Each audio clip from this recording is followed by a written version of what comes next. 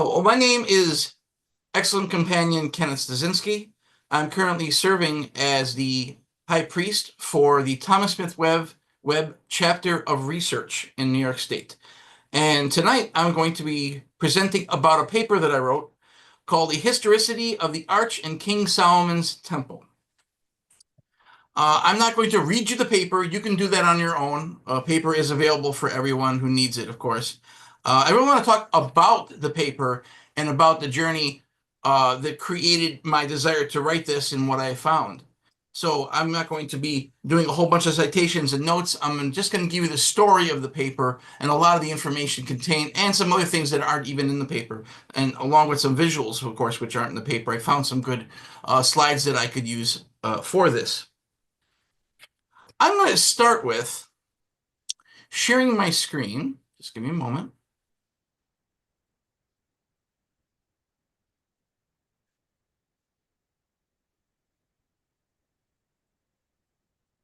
Can everyone see that? Yes. Yeah. Great. Now, let's see. And there are no controls to do anything. Oh, here we go. So this, I'm going to start with this image.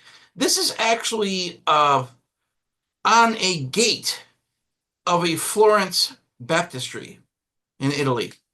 Now, what you'll notice about this is that if you look at the scene, you would never think that it was of a biblical era image because of its architecture. But this is supposed to be the Queen of Sheba being greeted by King Solomon in the temple.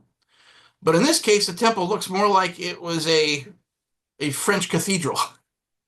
So we have to look at things sometimes when we look at art and realize that it wasn't very long ago that people didn't have a concept of history. They really didn't. Everything was always the way it was, and it was never much different, and there may be very, very simplified notions of what the past was like, which is why most Renaissance painting of, for example, the events of the life of Christ show clothing from the Middle Ages, not clothing from 1500 years earlier. Now, I'm going to take a zigzag here and get into... I'm a Minecrafter. I love playing Minecraft. It's one of my vices, right? And I love recreating certain things historically or architecturally. And I said, what if I wanted to build the Tower of Babel? So if you do the research, you can look at the Ziggurat of Ur, which is what you see now. And a lot of people believe that the Tower of Babel was basically some structure like this with layers, smaller layers and steps that kept going higher. Some people say there were seven steps or layers or stories to it and whatnot. But we really don't know. We're not sure, but this is about the ballpark of the right time and place.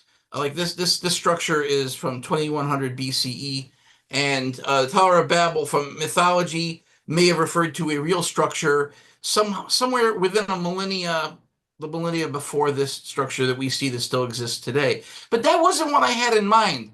The one that I fell in love with was Brunel.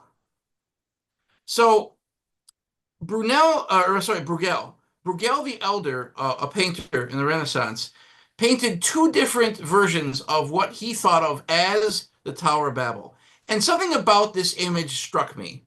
And actually, more appropriately, there's one of the images in Germany, the other one is in France, I believe. But the next one, this is the one that just really struck me, how it's under construction. Of course, there are ramps that go up around it, and there's a little city within a city and so forth. And I just thought that there was something about the aesthetic that I really liked. But I also wasn't naive. I knew enough about architecture to say, if there was a Tower of Babel, he sure as heck didn't get a time machine and see this, because this is not correct architecture.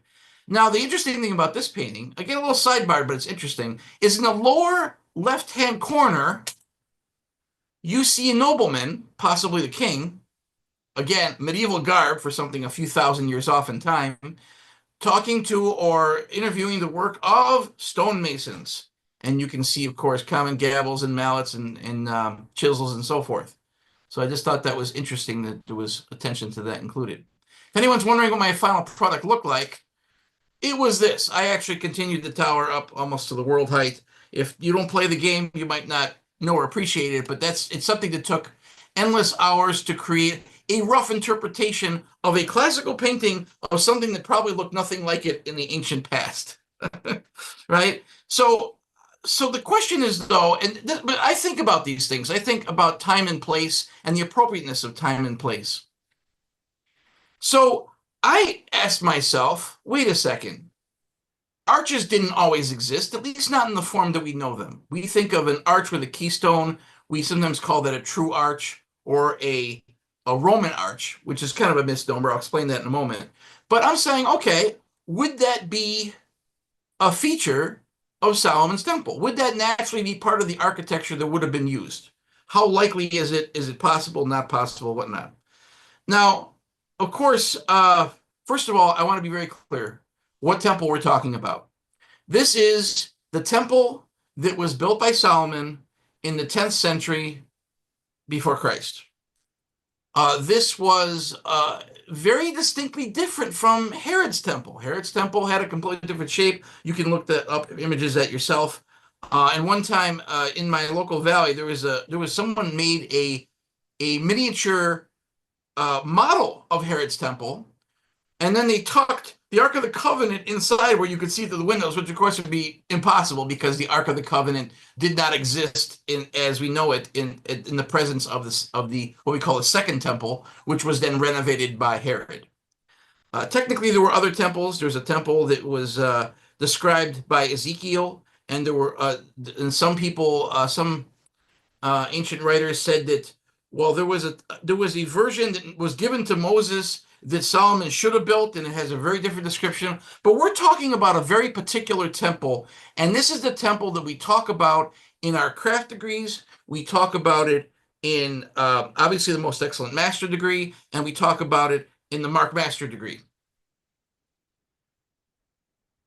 So right now, to go any farther, we really need to have a crash course in what we mean by arches, because obviously arches, you can see them all around the world, even in South America and Southeast Asia and everywhere else. There are some kind of arch per se, but what does that really mean? Now, you should be, I don't know if you can see the letters or not, but the upper left-hand corner is the most simple version of an arch.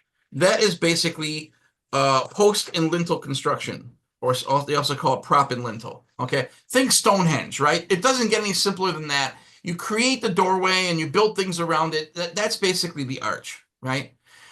The second one, the one underneath it, those are ionic columns, but that's not what we're really concerned about. The point is that above the columns, there's a very small flat spacer. Okay, that's called the abacus. And if anyone has heard the unabridged version of the middle chamber lecture in that area in architecture, you're going to know that you're going to hear the term abacus. That's that little tiny slab on top. And then on top the abacus or the abaci of the various columns, you put a bar across, and that lowermost portion, that is the lintel, also known as an architrave. So think of the lintel or top of an arch as an architrave if it just is one piece going straight across.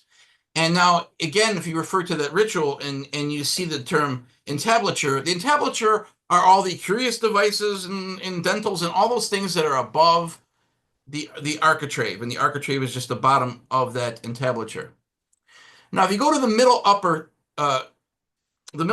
image, that is the most common type of ancient arch. That is a corbel arch, and it has a small lintel stone in the middle in that case. It can be across one big thing like a lintel or a smaller stone, but it's almost like using Lego blocks, right? So you just move in one little step at a time, till you reach a center. And you'll see examples of that farther on.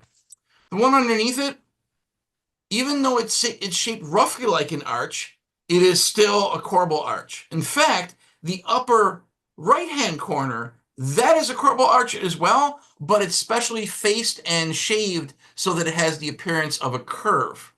Whereas only the lower right-hand corner shows what we call a true arch. And that may or may not have a keystone. Usually if there's one that's centered, if it has an uneven number of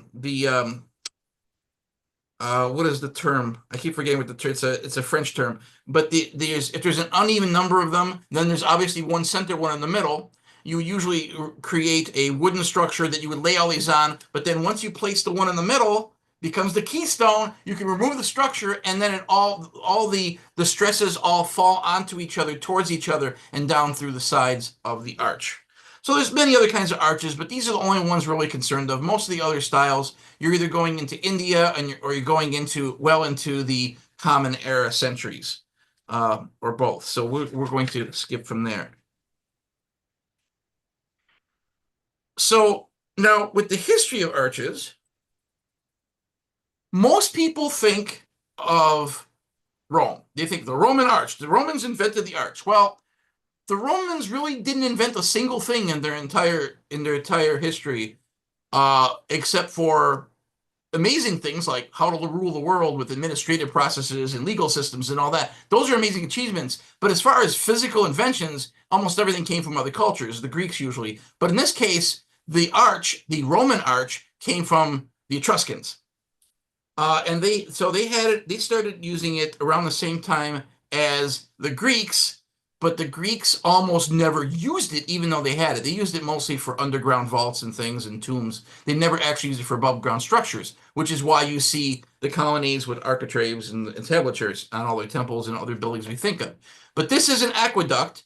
Um, and if you want to look at, like, for the oldest known keystone arch, it is this. This is, at least as far as we understand it, this is the Etruscan gate at Volterra. In the 4th century, really that's when arches started appearing in this form. But it really wasn't even until the 2nd or 1st century, after the Cloaca Maxima and these other things were built, that there was this whole what they call the architrave revolution, where Rome converted itself from one kind of a culture to the other, and emblematically through their architecture, it went from lintels to arches. That was a big distinction made by some historians, including Will and Ariel Durant, some of my favorite historians of modern time. Now, before I get to this one, I'm gonna mention again the Romans, the Etruscans, which the Romans inherited from in the Greeks. They all had arches, but they barely used them, and that wasn't until centuries later.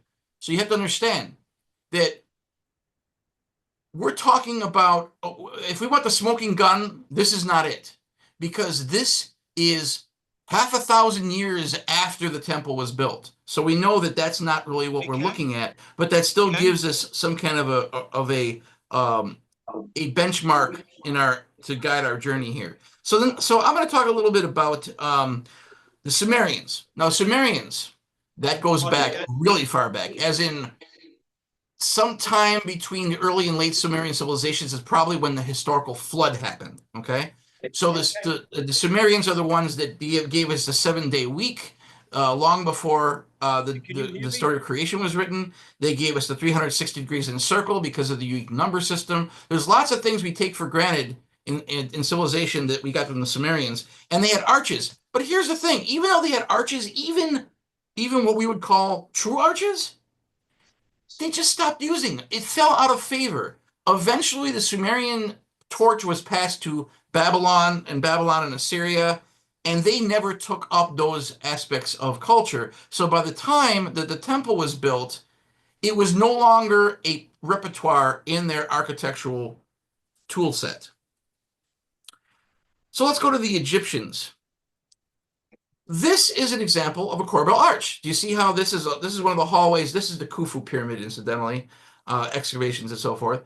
And you'll see that they slowly move it in one Lego brick at a time towards the middle, and then there's a corbel, there's like a lintel at the top, those stones that take on the rest of the weight and so forth and distribute it down.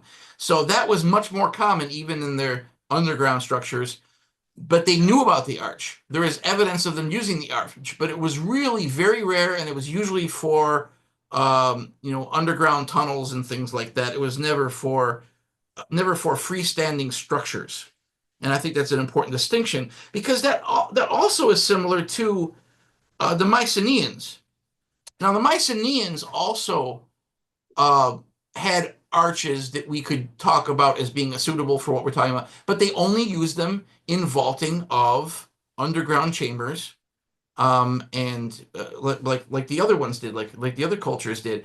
Now, this is I just wanted to bring this out because I think this is beautiful. This is called a Lion's Gate. This is in Mycenae, and this is a traditional post and lintel, but it has a what's the term I'm looking for? It has a triangular weight displacement structure in the middle. So that's just a unique way of, again, dispersing the weight to strengthen it so that all the weight doesn't go straight down the middle of this wide lintel, right? Now, here's the thing. I'm thinking, I'm going to show you a map eventually. I'll get to that in a bit. But the Mycenaeans are the forerunners of the Minoans and the Phoenicians, or they were more contemporary with the Minoans. So this is before Greece existed.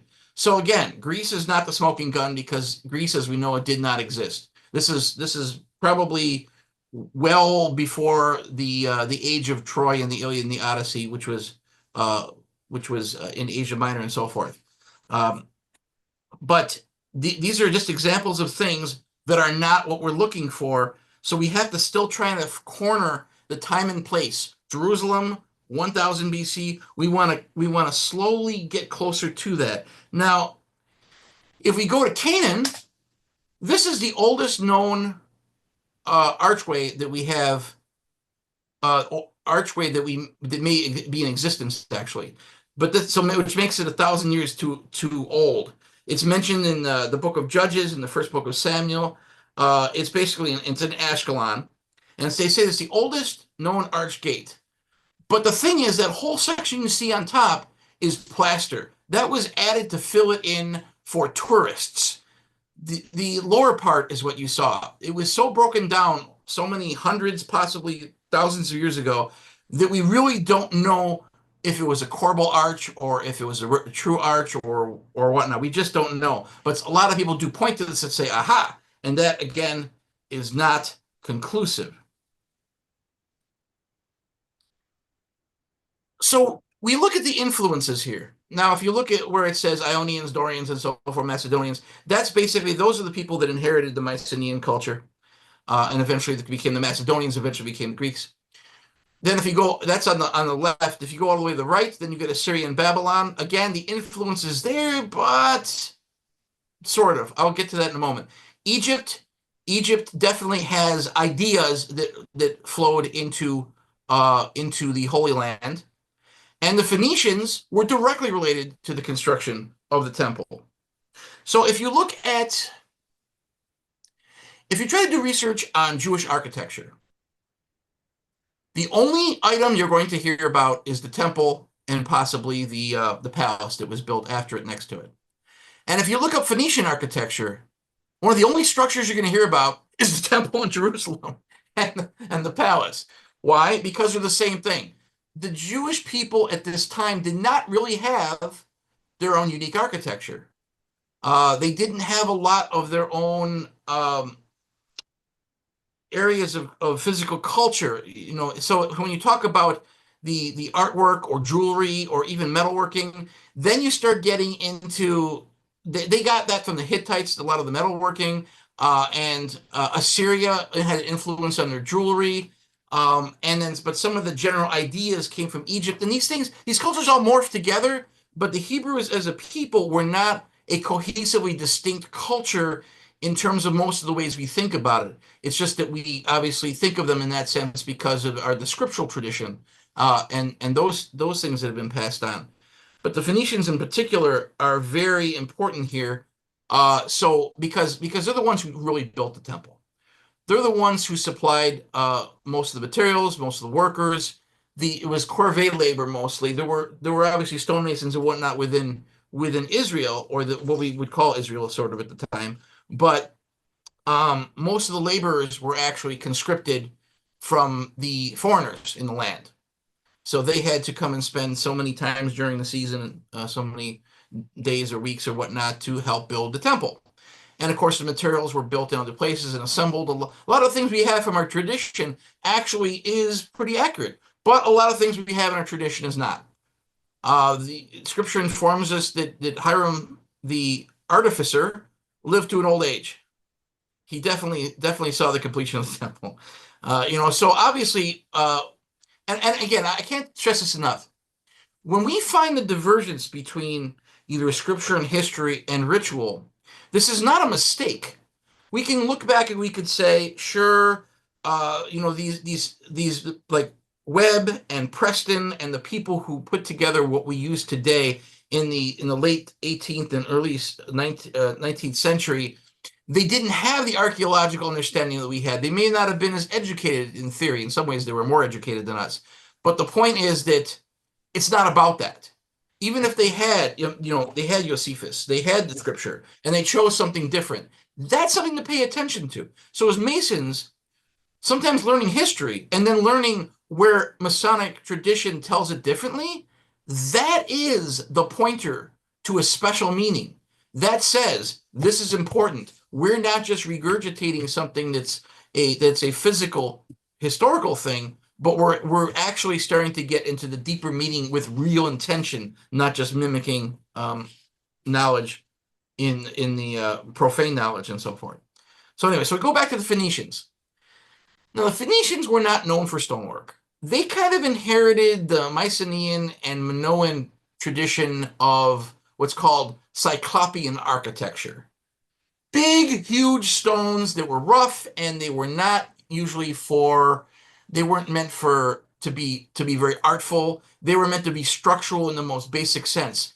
We're talking about the like seawalls and piers and foundations for larger structures that in turn were mostly built with wood. The Phoenicians were woodworkers. That's why we have almost no trace of their architecture for that reason. And so, and of course, the cedars of Lebanon and all that, that's what we're talking about, Phoenicia. They used a tremendous amount of wood in the construction of the temple, which I'll get to again in a moment. But I'm going to show you one more example here.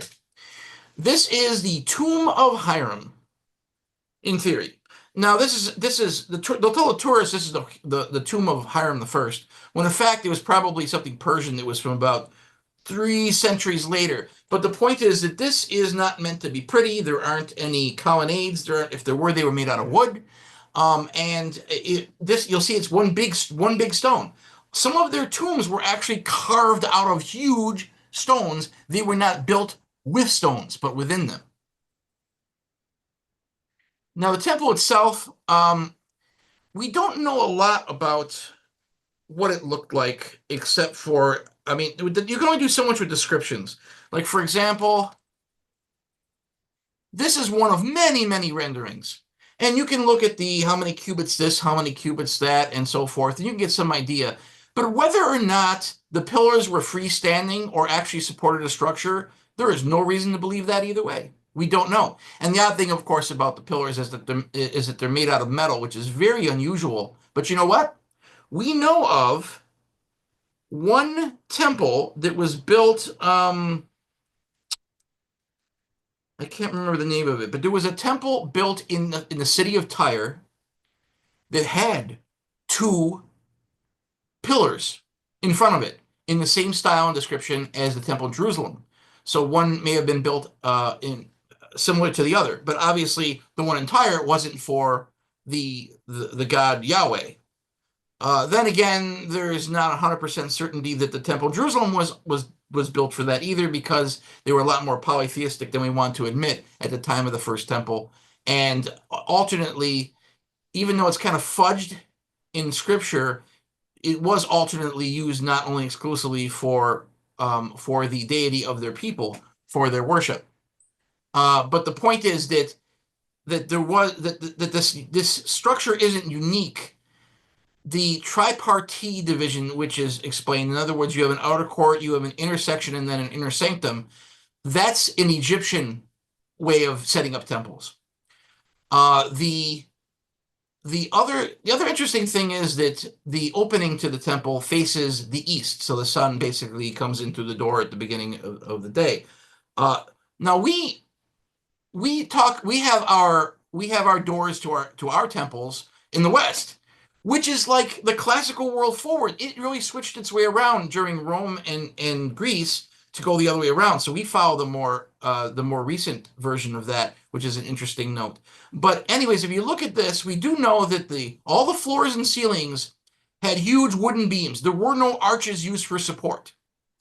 All the descriptions that we talked about square doors and the louvered doors in the front, square windows, talks about lintels. It even talks about carving out a door, a secret door in part of the temple. Um, but they were basically wooden door frames. A lot more of this is wood than we think, even though we think of it as being a stonework. But as masons, of course, we associate we give credence to stoneworking as a primacy. And that's also very obvious, for example, in the constitutions of Anderson in 1723, which was really a mythos that was created to tie Freemasonry all the way back to the time of Adam. Again, that's more of an idea, that's more of of a um, a cultural connection, but it's not a historical one per se. And that's fine. It doesn't take away from the meaning of it. It just means that we have to be honest with ourselves if we're going to be scholarly about it. So again, where are the arches? We don't believe there are any. As a matter of fact, I'm going to go through a couple of the things. So where do we get our information about the temple? Well, um, we get it from the first book of Kings and the second book of Chronicles, mostly. Also, the Jewish historian, the Jewish Roman historian Josephus.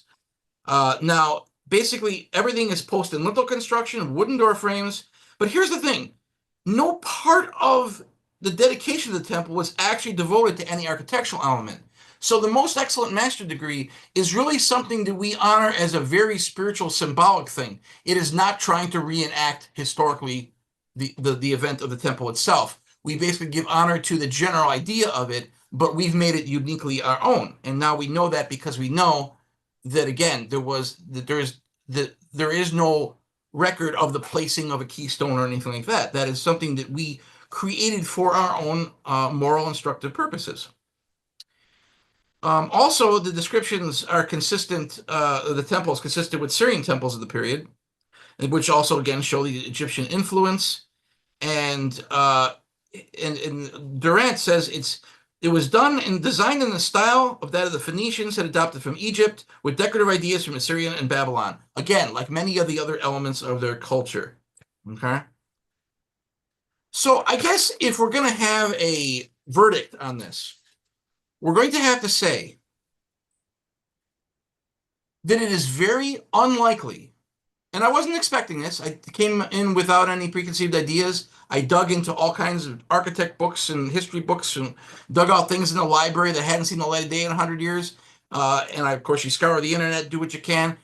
And I had some interesting information in my own library personally as well. But in the end, when it all comes together, there was probably not an arch used in the construction of this particular temple. It just would not have fit in.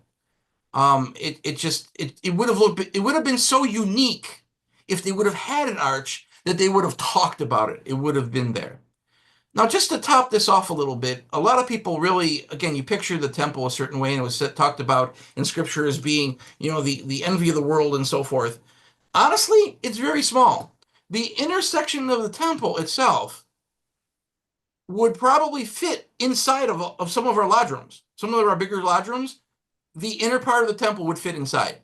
The actual larger outer courts would be maybe half a city block at the most. But again, it was incredibly deep meaning to the people and the place of the time. It had very, very special significance, and that significance never died out. It took on a mythology of its own, so much so that there was a need to rebuild it after exile. It became a symbol that then we as Masons in turn took to another level where it's more consistent with that building of our spiritual building, that our house not made with hands. At this point, I don't know if I would spend any more time without going off on tangents that aren't really pertinent to this, even though there's so much interesting information. And again, there's more written in the actual physical paper for those who are interested, along with a page and a half of citations. At this time, I'd love to hear if you have any questions. Hey, Ken, can you hear us? Yes. Ken? Okay. I guess if anyone has any questions, if they want to step up. Yes, hi, Ken. Can you hear me? Yes. Yeah, thank you. That was great. One thing you said the Phoenicians weren't known for their stone architecture. Is that correct? I know you It's mentioned absolutely the correct. cedars and the wood architecture. I Yes. thought that they were. I know the Phoenician city of Byblos and the tower of the Palace of Obelisks. I thought those were some of the largest stone structures of the ancient world. The Phoenicians were only there for a certain period of time. And there's a lot of architecture in Byblos, no question about it. But none of those things have survived. And I have to look up, I'd have to do the Googling, right? Because it's always good to check when those structures were built, because there was a large period of time where they were seafaring people. They were on the ascent. This was after the was it the Bronze Age collapse and everything, after the Minoan civilization died out, and then you had the sea peoples. There was a multiracial kind of pirate land all over the Mediterranean, wreaked havoc. And then the Phoenicians are the ones that kind of solidified it. And they had cities. They were almost all coastal cities but they were shipbuilders. They were, again, the cedars of Lebanon. That was the more prevalent material. Like, for example, if you talk about Babylon, they didn't build a lot of stone structures. They were brick structures. They had a heck of a lot more mud than stone, whereas even though there were some brick structures in Egypt, Egypt used mostly stone. So you use what you have. So again, I'd have to research Byblos and all those other things, but when you talk about the Phoenicians themselves, if you look at Phoenician architecture, you're not going to hear about those things. It's either there must be a slip in the time frame where it's a slightly different cultural designation. I could be wrong, but that's just my understanding. All right. Let me know. Let me know. I'll look it up too later. Will do. Does anyone else have any questions? Hey, Ken, you seem to have mentioned, and maybe I didn't hear it correctly, about that the original temple might have been used for other gods. Yes. How do we know that that's correct? Well, there's hints throughout Scripture, believe it or not. It was really at the time of Josiah that he wanted to solidify monotheism, and that's long after Solomon. And you constantly hear about the high places and the poles and all these things, Asherah, right? So the idea, and see, this is sticky because we're not talking about God, we're talking about man's concept of God, right? So let's take a little breather here, not get too uptight about this, but there's a lot of the previous mythology seeped into the Hebrew theology of Yahweh, where Asherah was Yahweh's wife. It's a scary thing to say, but there was an understanding of that at one time. And there was also the idea that Yahweh was the counterpart. That Yahweh was almost like the thunder god at war with the sea god, which was Leviathan and the sea serpents. And there's hints of that throughout the Bible. But the thing is that most of the Bible and the things we're talking about were written at the time of Josiah and later, right? So even the book of Deuteronomy, which was written before Exodus, that was written really, captivity had already started when Deuteronomy was being written. And so they're basically writing the story the way that they want to make it. And because Josiah made Yahweh the dominant, everything else is bad, and all the prophets said that we're going to have a bad time if we don't worship Yahweh, if we worship other gods, and we'll have a good time if we come back to him and all that stuff. That was really templated on after the fact. But there are points even within Scripture where it talks over those few hundred years that the temple existed that it had not been used exclusively for Yahweh, but there were other gods. And of course, that was offensive to the narrative that Josiah then placed, trying to consolidate monotheism under Yahweh for the Hebrew people. Is that getting confused with the Sumerian text and possibly conjecture? Because the spelling of the word Yahweh in the Sumerian writings found 2,000 years before probably this, there's a very strong argument that the word Yahweh definitely meant multiple purposes, and the reference towards the thunder god has nothing to do with the Jewish Yahweh. Well, no. Well, the thunder god, we're talking about the Hittites. We're not talking about Sumerian, okay? So most of the nuances of Hebrew theology, those mythologies that came into theology, come from the north, not from the east. And the Sumerians, that they were long gone. So we're talking about whatever the Babylonians had left over. And the Babylonians, of course, inherited the Sumerian 7-day week and all that other stuff, and the days of creation and the flood myth and all those other things. I'm not familiar with there being any Yahweh in Sumerian, and maybe you can fill me in later. But as far as the Tetragrammaton, which now we refer to as Yahweh, that I don't know of a precursor for the name. I only know that the concept of Adonai, okay? The Adonai is has an influence. There is a line of streak from the Hittite religions and the Baals and all that other stuff from north of them. Anyone else have any questions? It's a very tangled web, and there's definitely more than one interpretation to these histories, no doubt. So I'm not claiming that the way I'm saying it is the best way to understand it by any means, All right, let's see if anyone else has any questions. Anyone else? Going once, going twice. All right, that's about it. Ken, thank you. I hope this was useful, and I do appreciate you inviting me. Thank you.